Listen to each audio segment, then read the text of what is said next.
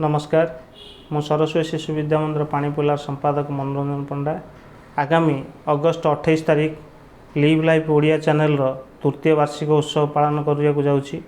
यही अवसर में यही न्यूज चैनलटी ओडिशार संस्कृति परंपरा भावभक्ति को नहीं आधारित यही न्यूज चैनलटी खूब कम दिन भितर प्रचार प्रसार दिगरे अगणित दर्शक को निजर करिपारिछि।